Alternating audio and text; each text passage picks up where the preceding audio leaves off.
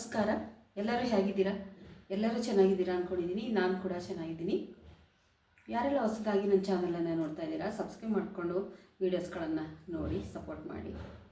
ಬನ್ನಿ, ಇವತ್ತು ನೆನೆಸಿಟ್ಕೊಂಡಿದ್ದೀನಿ ನೋಡಿ, ಬಟಾಣಿ ಕಾಳು ಮತ್ತು ಆಲೂಗೆಡ್ಡೆನ ಹಾಕಿ ಸಾಗು ಮಾಡ್ತೀನಿ. ಪ್ರತಿದಿನ ಒಂದೇ ರೀತಿಯ ಸಾಗು ಚಟ್ನಿ ಎಲ್ಲ ತಿಂದು ಬೇಜಾರಾಗಿರುತ್ತೆ, ಗೊಜ್ಜು ಎಲ್ಲ. ಆವಾಗ ಈ ಥರ ಒಂದು ವಿಶೇಷವಾದಂತಹ ಸಾಗುನ ಮಾಡಿಕೊಂಡು ಚಪಾತಿಯಲ್ಲಿ, ಪೂರಿಯಲ್ಲಿ ಯಾವುದಾದ್ರು ಮಾಡ್ಬೋದು. ಅದಕ್ಕೆ ಮಾಡ್ಕೊಂಡು ತಿಂದರೆ ತುಂಬ ಟೇಸ್ಟಾಗಿರುತ್ತೆ. ಎಲ್ರಿಗೂ ಕೂಡ ಖುಷಿ ಕೂಡ ಆಗುತ್ತೆ. ಡಿಫ್ರೆಂಟಾಗಿ ಏನೋ ಮಾಡಿದ್ದಾರೆ ಅಮ್ಮ ಮನೆಯಲ್ಲಿ ಅಂತ ಅನಿಸುತ್ತೆ. ಅದಕ್ಕೆ ನಾನೇನು ಮಾಡಿದ್ದೀನಿ, ಇವತ್ತು ಬಟಾಣಿ ಕಾಳನ್ನು ನೆನೆಸ್ಕೊಂಡಿದ್ದೀನಿ. ಹಸಿ ಕಾಳು ಸಿಕ್ಕಿದ್ರೂ ಹಾಕ್ಕೊಳ್ಬೋದು. ಇದನ್ನು ಒಣಕಾಳನ್ನು ನಾನು ನೆನೆಸಿ ಇಟ್ಕೊಂಡಿದ್ದೀನಿ. ಇದಕ್ಕೆ ಆಲೂಗೆಡ್ಡೆನ ಹಾಕ್ಕೊಳ್ತೀನಿ. ಆಲೂಗೆಡ್ಡೆನೆಲ್ಲ ಹೆಚ್ಕೊಳ್ತೀನಿ. ಟೊಮೆಟೊ, ಕೊತ್ತಂಬರಿ ಸೊಪ್ಪು. ಇದಕ್ಕೆ ನಾನು ಖಾರದ ಪುಡಿನ ಹಾಕ್ತಾಯಿಲ್ಲ, ಅದಕ್ಕೆ ಹೇಳಿದ್ದು ಡಿಫ್ರೆಂಟಾಗಿ ಅಂತ. ಎಲ್ಲದಕ್ಕೂ ಖಾರದ ಪುಡಿ ಹಾಕ್ತಾ ಇರ್ತೀನಲ್ವ, ಯಾವಾಗಲಾದ್ರೂ ಒಂದು ಸಲ ಈ ಥರ ಖಾರದ ಪುಡಿ ಹಾಕದೆ ಕೂಡ ಮಾಡ್ಕೊಳ್ಬೋದು. ಮೆಣಸಿನ್ಕಾಯಿನ ತೊಗೊಂಡಿದ್ದೀನಿ, ಹಸಿ ಮೆಣಸಿನ್ಕಾಯಿ. ಖಾರಕ್ಕೆ ಎಷ್ಟು ಬೇಕು ಅಷ್ಟು ಹಾಕ್ಕೊಂಡ್ರೆ ಸಾಕು. ಇದು ಮೆಣಸಿನ್ಕಾಯಿ ತುಂಬ ಖಾರ ಇರೋದ್ರಿಂದ ನಾನು ಒಂದು 4 ಹಾಕ್ಕೊಳ್ತೀನಿ. ಇದು ಪುದೀನ ಸೊಪ್ಪು. ಪುದೀನ ಸೊಪ್ಪು ಕೂಡ ಅಷ್ಟೇ ತುಂಬಾ ಒಳ್ಳೆಯದು. ಪುದೀನ ಸೊಪ್ಪು ಹಾಕಿ ಮಾಡಿದ್ರೆ ಅದು ಕೂಡ ತುಂಬ ಟೇಸ್ಟಾಗಿರುತ್ತೆ. ಒಂದು ರೀತಿ ಹೋಟೆಲಲ್ಲೆಲ್ಲ ಕೊಡ್ತಾರಲ್ಲ, ಆ ಒಂದು ಟೇಸ್ಟ್ ಕೂಡ ಇದು ಬರುತ್ತೆ. ಅಲ್ಲಿಗಿಂತ ತುಂಬಾ ಚೆನ್ನಾಗಿರುತ್ತೆ. ಮನೇಲಿ ಮಾಡೋದು ಹೈಜೆನಿಕ್ ಮಾಡಿರ್ತೀವಿ, ಚೆನ್ನಾಗಿ ಮಾಡಿರ್ತೀವಿ, ಒಳ್ಳೆಯ ಪದಾರ್ಥಗಳನ್ನು ಹಾಕಿರ್ತೀವಿ. ಬನ್ನಿ ಮಾಡೋಣ ಹೇಗೆ ಅಂತೇಳಿ ನಾನು ತೋರಿಸ್ತೀನಿ. ತೆಂಗಿನಕಾಯಿ ಕೂಡ ರುಬ್ಕೋಬೇಕು ನೋಡಿ. ಆಲೂಗೆಡ್ಡೆ ಎಲ್ಲ ಹೆಚ್ಕೊಳ್ತಾ ಇದ್ದೀನಿ. ತುಂಬ ದೊಡ್ಡದಾಗೂ ಹೆಚ್ಕೊಂಡಿಲ್ಲ, ತುಂಬ ಚಿಕ್ಕದಾಗೂ ಹೆಚ್ಕೊಂಡಿಲ್ಲ.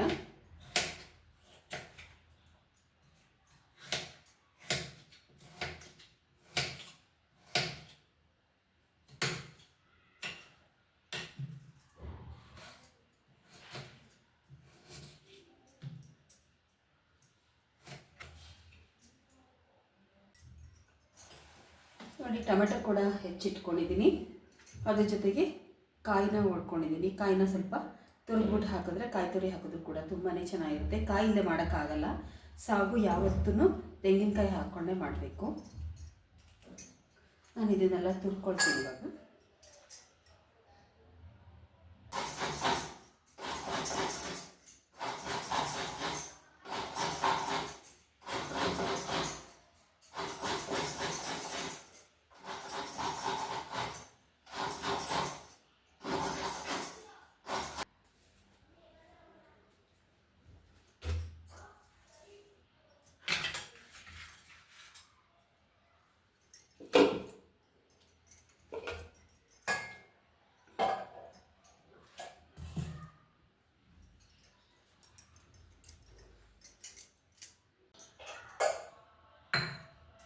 ನೋಡಿ, ಒಂದು ಮಿಕ್ಸಿ ಜಾರ್ಗೆ ಇವಾಗ ಎಲ್ಲನೂ ಹಾಕ್ಕೊಳ್ಳೋಣ ಒಂದೊಂದಾಗಿ. ನೋಡಿ, ಶುಂಠಿ ಮತ್ತು ಚಕ್ಕೆ, ಲವಂಗ, ಯಾಲಕ್ಕಿ ಇಷ್ಟನ್ನು ಇಟ್ಕೊಂಡಿದ್ದೀನಿ. ಇವಾಗ ಇದನ್ನು ಹಾಕ್ಕೊಳ್ತೀನಿ.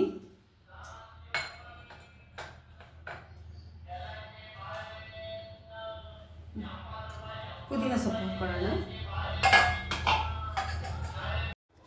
ಈಗ ಕೊತ್ತಂಬರಿ ಸೊಪ್ಪು ಕೂಡ ಹಾಕ್ಕೊಂಡಿದ್ದೀನಿ.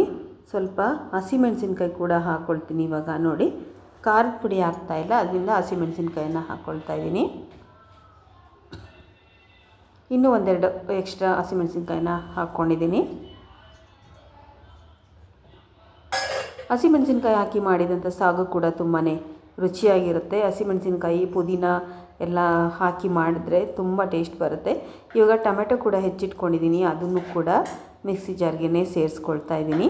ಇದನ್ನೆಲ್ಲ ರುಬ್ಬಿ ಹಾಕೋದ್ರಿಂದ ತುಂಬಾ ಟೇಸ್ಟಾಗಿ ಬರುತ್ತೆ. ಈಗ ನಾನು ತೆಂಗಿನಕಾಯಿನ ಹಾಕ್ಕೊಳ್ತಾ ಇದ್ದೀನಿ. ತೆಂಗಿನಕಾಯಿ ಇಲ್ಲದೇ ಸಾಗುನ ಮಾಡೋದಕ್ಕೆ ಆಗಲ್ಲ. ಫ್ರೆಶ್ ತೆಂಗಿನಕಾಯಿನ ತುರಿದು ಇಟ್ಕೊಂಡಿದ್ದೆ, ಅದನ್ನು ಕೂಡ ಮಿಕ್ಸಿ ಜಾರ್ಗೆ ನಾನು ಸೇರಿಸ್ಕೊಳ್ತಾ ಇದ್ದೀನಿ. ಇಷ್ಟನ್ನೆಲ್ಲ ಸೇರಿಸಿ ಇವಾಗ ಮಿಕ್ಸಿಯಲ್ಲಿ ನುಣ್ಣಗೆ ರುಬ್ಕೊಳ್ತೀನಿ.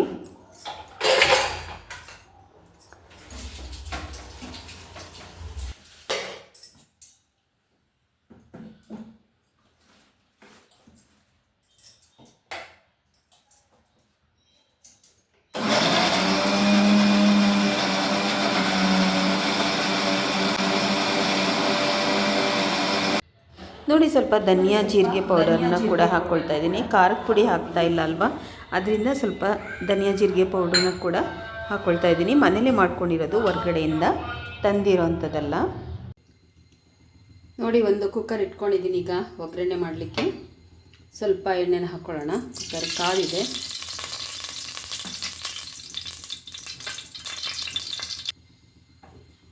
ಈಗ ಎಣ್ಣೆ ಬಿಸಿ ಆದಮೇಲೆ ಸೋಂಪು, ಜೀರಿಗೆ, ಸಾಸಿವೆ ಎಲ್ಲ ಒಟ್ಟಿಗೆ ಹಾಕ್ತಾಯಿದ್ದೀನಿ. ಸ್ವಲ್ಪ ರುಬ್ಬಕ್ಕೂ ಕೂಡ ಹಾಕ್ಕೊಳ್ಬೋದು ಸೋಂಪನ್ನು.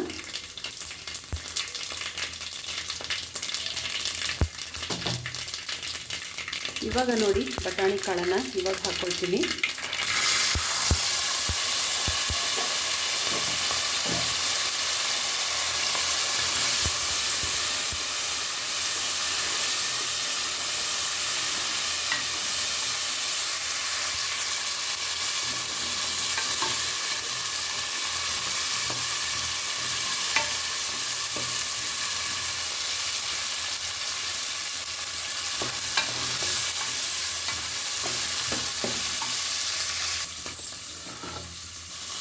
ನೋಡಿ ಇವಾಗ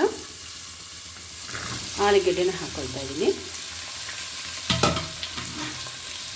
ಇದು ಕೂಡ ಅಷ್ಟೇ ಚೆನ್ನಾಗಿ ಎಣ್ಣೆಯಲ್ಲಿ ಬಿಸಿ ಆಗಲಿ. ಈಗ ಏನು ರುಬ್ಕೊಂಡಿರ್ತೀವಿ ಅದನ್ನು ಹಾಕೋಣ. ನೀರು ಹಾಕಬಾರ್ದು, ನೀರು ಹಾಕ್ದೇ ಚೆನ್ನಾಗಿ ಈ ರೀತಿ ಹುರ್ಕೊಳ್ಬೇಕು. ಒಗ್ಗರಣೆನಲ್ಲೇ ಬೇಯಬೇಕು ಕಾಳು, ಆಲೂಗೆಡ್ಡೆ ಮತ್ತು ಖಾರ ಏನು ರುಬ್ಕೊಂಡಿರ್ತೀವಿ ಅದು. ಆವಾಗಲೇ ತುಂಬ ಟೇಸ್ಟ್ ಕೊಡುತ್ತೆ.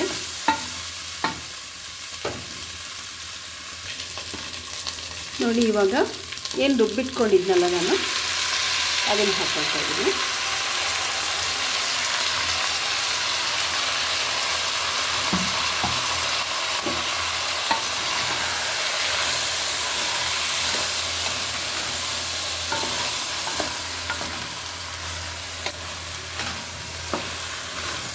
ಚೆನ್ನಾಗಿ ಈ ಥರ ಎಣ್ಣೆನಲ್ಲೇ ಬೇಯಬೇಕಿದು.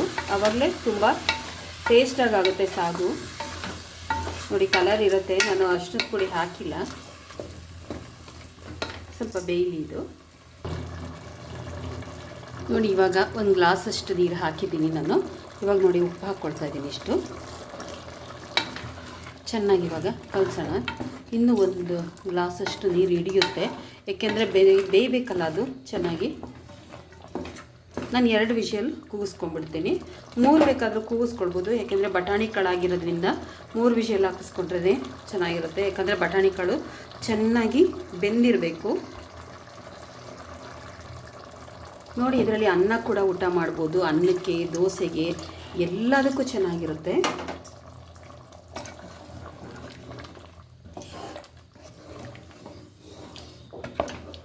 ನೋಡಿ ಇವಾಗ ನಾನು ಕುಕ್ಕರನ್ನು ಮುಚ್ಚಿಟ್ಟು ಕೂಗಿಸ್ಕೊಳ್ತೀನಿ. ಇದಕ್ಕೆ ಚಪಾತಿ, ಪೂರಿ, ನಾನು ಚಪಾತಿ ಹಿಟ್ಟು ಕಲಸಿಟ್ಟಿದ್ದೀನಿ.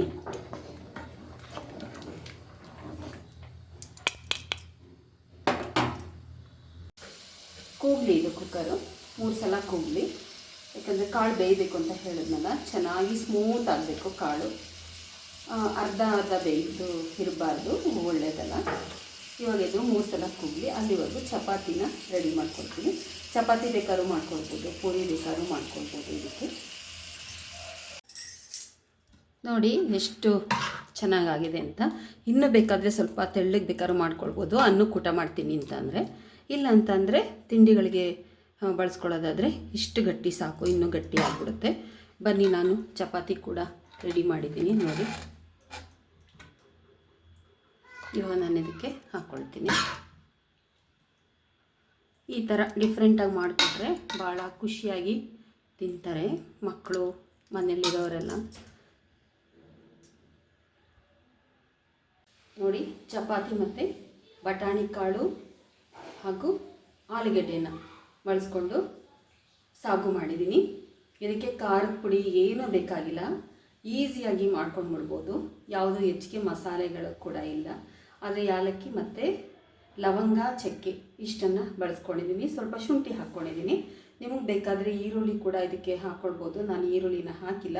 ಬಟಾಣಿ ಕಾಳು ಕೂಡ ತುಂಬಾ ಒಳ್ಳೆಯದು. ತುಂಬ ಪ್ರೋಟೀನ್ ಇರೋದ್ರಿಂದ ಮಕ್ಕಳುಗಳಿಗೆಲ್ಲ ಮಕ್ಕಳ ಬೆಳವಣಿಗೆಗಳಿಗೆ ತುಂಬ ಒಳ್ಳೆಯದು. ಆದರೆ ಯಾರು ತಿನ್ನಲ್ಲ, ನಮ್ಮನೇಲೂ ಅಷ್ಟೇ ಕೆಲವರು ತಿನ್ನಲ್ಲ. ನನಗೆ ಬಟಾಣಿ ಅಂದರೆ ತುಂಬಾ ಇಷ್ಟ. ಬಟಾಣಿ ಕಾಳು ಹಾಕಿ ಭಾಳಷ್ಟು ಅದನ್ನೇ ಬರೀ ಬೇರೆ ರೀತಿ ಗೊಜ್ಜನ್ನ ಮಾಡ್ತೀನಿ. ಖಾರದ ಪುಡಿನೂ ಹಾಕಿಬಿಟ್ಟು ತುಂಬಾ ಟೇಸ್ಟಾಗಿರುತ್ತೆ. ನೀವು ಒಂದು ಸಲ ಮಾಡಿ ಮಕ್ಕಳಿಗೆಲ್ಲ ಕೊಡಿ. ಇದನ್ನು ತುಂಬಾ ಒಳ್ಳೆಯ ಪ್ರೋಟೀನ್ ಇರುವಂತಹ ಧಾನ್ಯ ಇದು. ನೋಡಿ, ಇವತ್ತು ಚಪಾತಿ ಇದನ್ನು ಮಾಡಿದ್ದೀನಿ. ಈ ವಿಡಿಯೋ ನಿಮಗೆಲ್ಲರಿಗೂ ಕೂಡ ಇಷ್ಟ ಆಗಿದೆ ಅಂತ ತಿಳ್ಕೊಂಡೋಗಿದ್ದೀನಿ. ಇಷ್ಟ ಆಗಿದರೆ ಏನು ಮಾಡಬೇಕು, ಲೈಕ್ ಮಾಡಬೇಕು ಮತ್ತು ಶೇರ್ ಮಾಡಬೇಕು. ಇಷ್ಟೊತ್ತರೆಗೂ ಕೂಡ ಈ ವಿಡಿಯೋವನ್ನು ನೋಡಿದ್ದಕ್ಕೆ ತಮ್ಮೆಲ್ಲರಿಗೂ ನನ್ನ ತುಂಬ ಹೃದಯದ ಧನ್ಯವಾದಗಳು.